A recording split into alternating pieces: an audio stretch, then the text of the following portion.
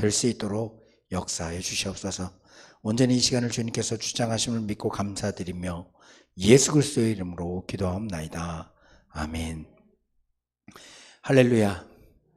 오늘도 예배당에 나와 주의 인도를 간구하는 여러분들에게 주님의 깨닫게 하심과 또 혼란한 가운데 세상을 살아가게 하시는 그 지혜가 있게 되기를 기원합니다. 예배당에 나오시지 못하셨지만 온라인으로 들으시는 분들도 동일한 은혜가 있기를 기원합니다. 오늘 설교 본문에는요, 두 가지 이야기가 담겨 있습니다. 너무나 잘 아는 이야기죠. 하나는 스로보니게 종족 여자의 귀신 들린 딸을 예수님이 고치셨던 그 이야기이고, 다른 하나는 언어 장애를 가진 그 사람을 예수님이 고쳤다는 이야기입니다. 정말 오늘 본문은 우리가 극히 많이 들어왔던 본문일 겁니다. 물론 제가 설교 가운데는 자주 언급하지는 않았지요. 일단 두 이야기를 간략히 설명하고 넘어가겠습니다. 첫째 이야기는 예수님이 두로 지방에 갔을 때 벌어진 이야기임을 분명히 하고 있습니다. 이 지역에 대해서 우리가 좀 알고 있어야 이 이야기가 쉽게 다가올 수 있습니다. 이 두로는 갈릴리 호수에서 북서쪽으로 50km쯤 떨어진 지역이라고 합니다. 저는 가보지 않았기 때문에 제가 이렇게 합니다라고 표현하는 겁니다. 그렇다는 것은 여러분이 좀 인식하셔야 되는데, 당시 유대인들이 아니라 이방인들이 살던 지역이었다라는 겁니다. 그것을 유념해 두고 이 말씀을 보셔야 돼요. 예수님이 무슨 일로 두로에 가셨는지는 모르겠어요. 본문에서 얘기하지 않으니까요. 디아스포라 유대인을 만나러 간 것인지 다른 목적이 있는지 모르겠지만 주로 이방인들이 살던 지역인 것은 분명합니다. 그때 두로의 어느 집에 들어가셨습니다. 예수님은 동네 사람들에게 자신의 방문을 숨겼지만 아마도 그 소문이 쉽게 났던 것 같습니다. 벌써 예수님에 대한 소문이 자자했고요. 또 예수님이 혼자 다니시는 게 아니잖아요. 제자들과 함께 다니니까 사람들이 주목했던 것 같아요. 그때 한 여자가 예수님을 찾아왔다는 겁니다. 이 여인은 딸이 더러운 귀신 들린 여자였습니다.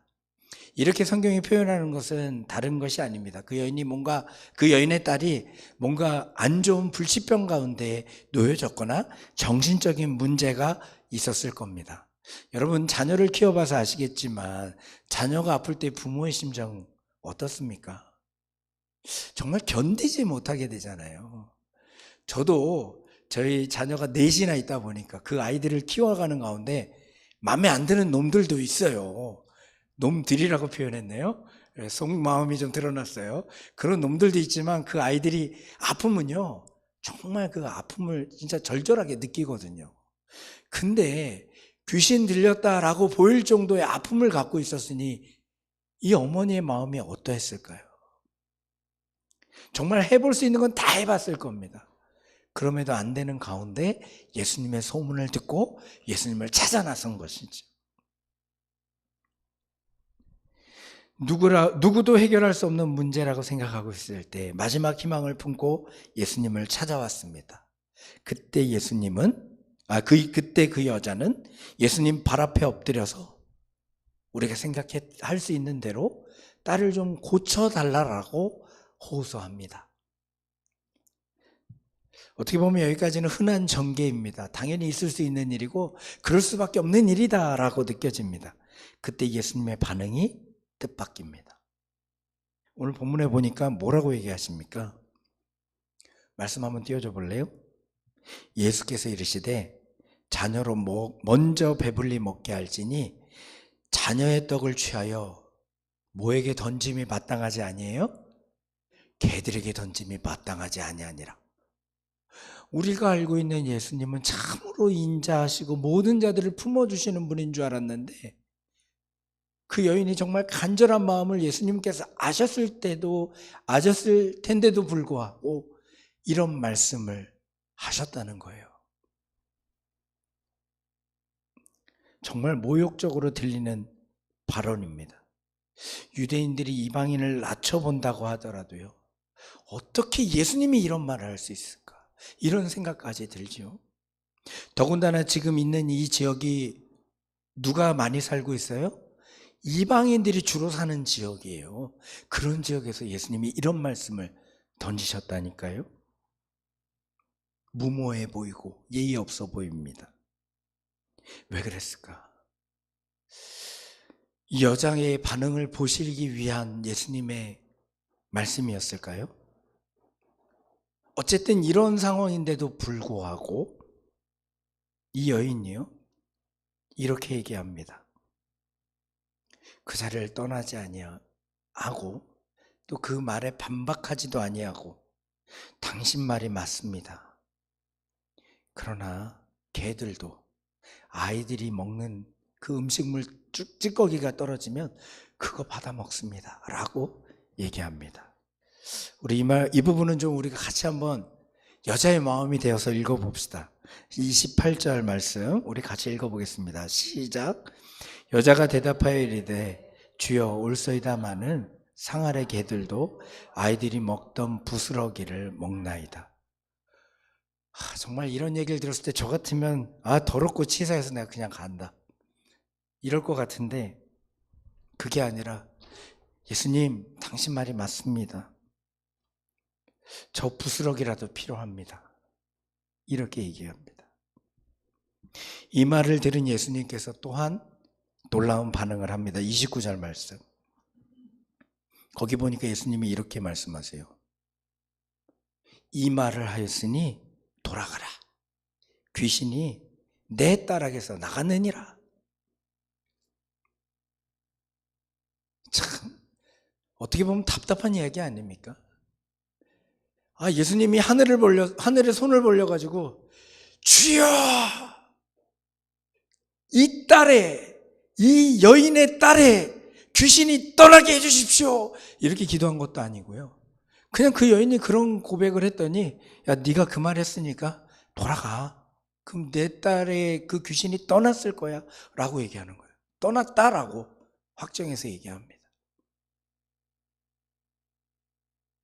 저 같으면 이게 뭐냐고, 내가 이 모욕까지 참고 이런 표현을 했는데 어떻게 이럴 수 있냐고 따질 것 같은데, 그 여인은 그러지 않습니다. 그냥 돌아갑니다. 돌아갔더니 놀라운 일이 일어난 거예요.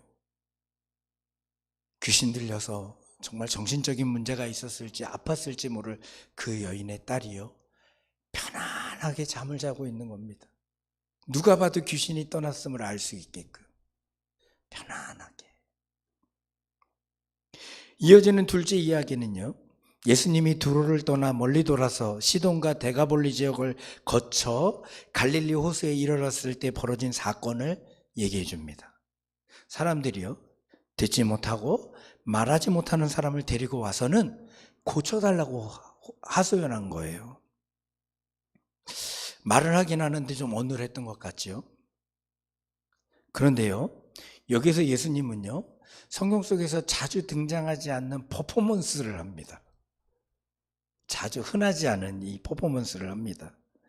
언어 장애인을 거기서 모인 사람들과 우선 띄워놓습니다.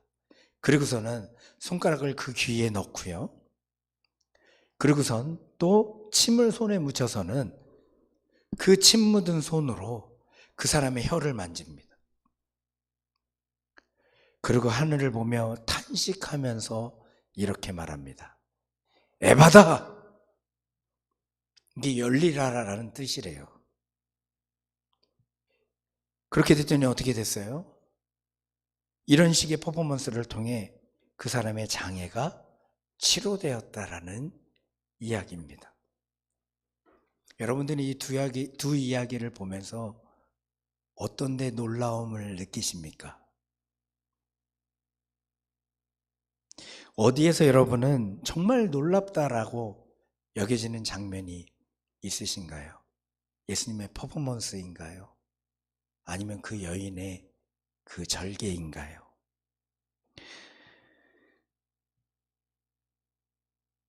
진실로 놀랄 만할 일이 무엇이었을까요?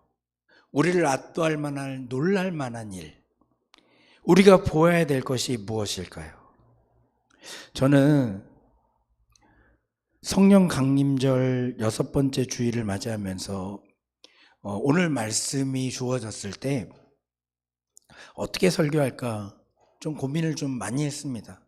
쉽게 가고 싶기도 했습니다. 쉬운 방법은 이겁니다. 표면적인 내용을 들어서 여러분에게 설명하면 참 쉬울 것 같아요. 실전적인 신앙의 내용을 얘기할 수도 있거든요. 표면적인 건 뭡니까? 스로보니게 족속의 여인이 보여준 것처럼 우리에게 어떤 도전이 있더라도, 우리가 모욕을 당하더라도 구원의 중요성을 붙들고 끝까지 흔들리지 않는 믿음 생활하는 게 중요하다, 이런 얘기 해주면 여러분들도 듣기 편할 것 같고, 그렇게 말하는 저도 편할 수 있습니다. 왜냐하면 그것에 대한 간증들이 참으로 많고 여러분들과 그런 얘기를 나눌 수 있으니까요. 그런데 저는 그보다 좀 더 근원을 보는 걸 좀 좋아하잖아요. 성경 말씀 속의 근원. 그래서 그 내면적인 정말 중요한 얘기를 나누려고 하기 위해서 오늘 제목을 이렇게 잡았습니다. 진실로 놀라운 일을 보다. 정말 우리가 놀라야 될 일이 무엇인가를 진실로 보게 되길 원해서 이 제목을 잡은 겁니다. 여러분, 성경에 보면 참으로 기적의 사건들이 많이 기록되어 있습니다. 거기서 우리가 봐야 될 것은 무엇입니까? 그 기적 자체가 아님을 여러분 아셔야 됩니다. 그럼 그 기적들 속에서 우리는 무엇을 봐야 되느냐? 바로 하나님의 구원의 역사를 볼 줄 알아야 되는 겁니다. 제 말이 맞습니까? 그렇습니다. 더 중요한 것은 바로 그것입니다. 그래서 성경이 보여주는 기적적인 사건들은 하나님의 구원 행위를 우리에게 가르쳐주기 위한 암호이자 상징으로 나타나기도 하는 것입니다. 그런 의미에서 오늘 본문의 마지막 구절인 37절이 정말 우리에게 키워드를 제시하고 있다, 저는 생각합니다. 37절 말씀 우리 같이 볼까요? 같이 읽겠습니다. 시작. 사람들이 심히 놀라 이르되 그가 모든 것을 잘하였도다. 못 듣는 사람도 듣게 하고 말 못하는 사람도 말하게 한다 하니라. 아멘. 여러분, 거기 모였던 모든 사람들이 뭐 했다고요? 심히 놀랐대요. 압도당하는 놀라움을 경험했다는 겁니다. 여러분은 그런 신앙생활 하고 있습니까? 표면적인 것만 붙들고 신앙생활하면요, 결코 압도당하는 이 놀라움을 우리는 경험할 수 없습니다. 몇십 년을 신앙생활을 해도요, 성령의 그 압도하시는 능력을 우리는 체험치 못하게 된단 말이에요. 진짜로 볼 것을 봐야 됩니다. 진짜 놀라운 역사를 봐야 됩니다. 성경에 보면 많은 사람들이 예수님의 그 역사 가운데에 반응할 때 놀라하기도 했고 두려워하기도 했던 것을 볼 수가 있습니다. 생각해 보시면 예수님의 공생애 가운데 이런 역사들이 많이 일어났습니다. 그동안 사람들이 생각지 못한 역사들이 일어나면서 사람들이 그 역사에 압도당했던 거죠. 간단한 예로 우리 마가복음의 앞부분을 보면서 한번 찾아볼까요? 세 군데만 볼 텐데 6장 1절에 보면 예수님이 고향을 방문한 이야기가 나옵니다. 예수님은 안식일에 고향 회당에서 말씀을 전하셨는데요, 그걸 들은 고향 사람들이 놀라워했습니다. 이 사람이 어디서 이런 것을 얻었느냐? 이 사람이 받은 지혜와 그 손으로 이루어지는 이런 권능이 어찌 됨이냐 하고 놀랐던 거예요. 또 그 앞에요, 5장 42절에 보면요, 예수님이 아이로의 죽었던 딸을 살리셨을 때 보였던 사람들의 반응이 기록되어 있습니다. 소녀가 곧 일어나서 걸으니 나이가 12살이라 사람들이 곧 크게 놀라고 놀라거늘. 또 마가복음 4장 41절에는 예수님이 갈릴리 호수에서 광풍을 잔잔하게 하신 사건을 본 제자들의 반응이 나옵니다. 거기에도 이렇게 기록되어 있어요. 그들이 심히 두려워하여 서로 말하되 그가 누구기에 바람과 바다도 순종하는가 하였더라. 우리는 이런 놀랄만하고 두려워할 일들을 목도한 적이 있나요? 너무 표면적인 것에만 붙들려 살아서 그것을 제대로 깨닫지 못하고 있는 것은 아닙니까? 우리는 반드시 여기에서 그들이 놀라고 두려워한 이유를 볼 줄 알아야 됩니다. 그래야 진심으로 예수님이 이 땅에 오신 이유를 우리가 깨달아 알 수 있게 되는 것입니다. 그럼 그들이 놀란 이유가 무엇일까요? 결론적으로 말씀드리자면 이것입니다. 예수님에게서 발생한 하나님의 구원 사건을 그들이 경험했기 때문인 것입니다. 그 구원 사건은 어디에서도 경험해 보지 못한 새롭고 놀라운 경험이었던 거예요. 그래서 제자들은 그들이 가지고 있던 모든 재산과 그들의 직업과 가족을 포기하고 예수님의 제자로 살아갈 수 있었던 겁니다.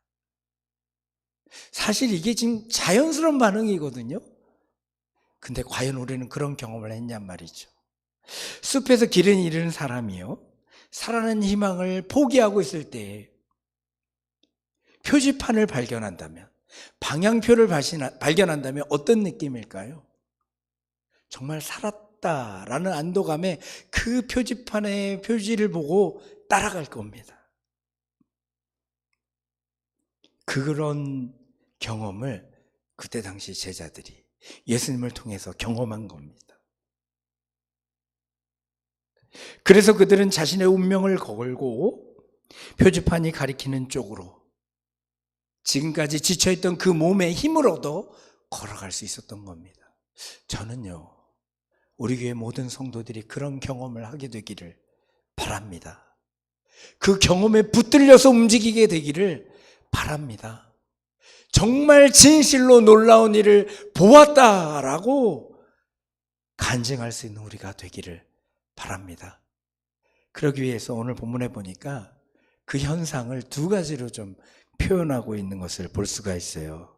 37절에 따르면요, 그들이 놀라워한 일이 두 가지로 표현됩니다. 첫째는 듣지 못하는 사람이 듣게 되었다는 것에서 놀라워합니다.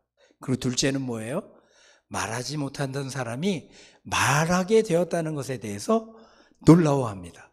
저는 이게 진실로 하나님을 경험한 사람들의 모양이다라고 생각이 듭니다. 왠지 한번 들어보세요. 여러분, 여기에서 무엇을 듣는다는 사실과 말한다는 사실을 단순히 겉으로 나타나는 생리물리적 현상으로만 보아선 안 됩니다. 겉으로 듣는 일과 말하는 일은 사실 우리 삶에서 당연하게 일어나는 일 아닙니까? 여러분, 열심히 듣고 있잖아요. 지금 설교를 듣고 있듯이 집에 가서는 뭔가 듣고 계실 겁니다. 가족들의 이야기를 들을 수도 있고 TV에 방송되는 것들을 들을 수도 있습니다. 우리 아이들을 보니까 귀에다 이어폰을 뽑고 절대 빼지 않습니다. 아무리 불러도 반응이 없어요. 어떤 때는 귀가 꽉 막혀 있어서. 저기 웃고 있는 한 아이가 제 눈에 들어오네요. 예, 저 위층에 있어요. 예, 그러는 경우들을 봅니다. 끝까지 들어요. 근데 정말 중요한 걸 듣지를 못하는 거죠. 개인 스마트폰이 일반화된 이후로 우리는 너무 많은 소리, 너무 많은 문자를 듣고 읽고 만들면서 삽니다. 이제 헤드폰이나 이어폰이 작아지고 선도 없어져서는 어떤 이들은 귀에 이어폰을 꽂고 빼지를 않습니다. 그러다 보니 정작 들어야 될 말은 듣지 못하고 읽어야 될 문자는 읽지 못하는 것이 아닌가 저는 생각합니다. 홍수가 지게 되면 온데 물일천지가 되지만 마실 수 없는 물일천지인 것처럼 우리가 그런 삶을 살고 있는 것은 아닌가 싶은 겁니다. 근데 여러분, 정말 듣는 것이 중요합니다. 아무거나 들으면 안 됩니다. 왜냐하면 듣는 것을 통해서 우리가 듣는 것, 메시지, 정보에 의해서 우리의 생각과 행동이 결정되기 때문입니다. 그렇게 정말 우리에게 듣는 것이 중요합니다. 제가 아무리 강당에서 선포를 하면 뭐합니까? 우리 가운데 들을 귀가 없다면 이것은 시간 낭비일 뿐일 수도 있는 겁니다. 들을 줄 알아야 됩니다. 무엇을 듣느냐에 따라서 사람의 정체성이 결정되는 겁니다. 그래서 성경에서 예수님도 말씀해 주실 때 우리가 들어야 할 것을 좋은 것으로 표현하면서 얘기합니다. 우리가 좋은 복음을 들을 때 좋은 밭에 심겨진 씨앗처럼 그 복음이 자라나 30배, 60배, 100배, 10배를 맺게 될 것을 얘기해 주십니다. 그리고 바울도 뭐라고 얘기합니까? 우리의 믿음은 들음에서 난다라고 분명하게 표현하고 있습니다. 그렇게 우리가 들어야 될 것을 바로 듣게 될 때 우리의 삶이 바뀌게 되는 겁니다. 그런데 여러분, 그 들을 귀는 누가 허락해 주실까요? 바로 하나님이십니다. 그런데 우리는 그 들을 귀를 허락해 달라는 간구를 할 줄 모르기에 듣지를 못하는 거 아닙니까? 오늘 본문에 나온 듣지 못하고 말도 더듬는 자가 듣게 되었을 때 무슨 일이 일어났는지 잘 보십시오. 36절에 보니까요, 그들에게 경고하사 아무에게도 이르지 말라 하시되 경고하실수록 그들이 더욱 널리 전파했다라고 기록합니다. 이 놀라운 사건, 예수 그리스도로 인해 일어난 구원 사건에 매료되어서 그들이 예수님의 목소리를 듣게 되자 말하지 말라고 해도 널리 그 사건이 전파되는 역사가 일어난 것입니다. 바로 들으니 바른 반응, 바른 말을 할 수 있게 되어진 겁니다. 그전에는 다른 이들에게 걱정을 끼치고 다른 이들을 불편하게 하던 존재였는데 그가 복음 전도자가 되어서 다른 이들을 구원에 동참시키는 사명자가 되었다는 겁니다. 그렇게 들을 귀가 열리게 되자 그의 삶이 바뀌어 사명자의 삶을 살게 되었음이 우리에게 보여주고 있는 겁니다. 더 놀라운 것은 그 한 사람만의 일이 아니라 오늘 본문에 봐도 알겠지만 그로 인해 주변 모든 사람들도 그 사실을 전하지 않고는 못 배겼다는 것입니다. 우리는 정말 귀가 열려야 합니다. 그리고 그 들을 귀를 가지고 그대로 머무는 것이 아니라 전할 줄 알아야 될 것입니다. 여러분, 우리 자신에게 스스로 질문해 봅시다. 우리는 정말 귀가 열려서 진리와 생명의 소리를 들을 줄 알고 입이 열려서 말할 줄 아는 사람들입니까? 우리는 진실로 하나님의 놀라운 역사를 목도한 자들이 맞습니까? 여러분, 일상을 살아가면서 여러분 무엇에 놀라십니까?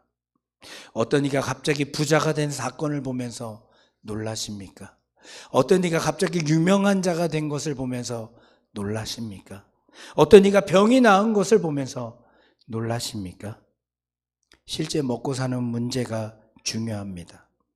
그러나 여러분, 일용할 양식에 우리는 만족할 수 없음을 분명히 기억하십시오.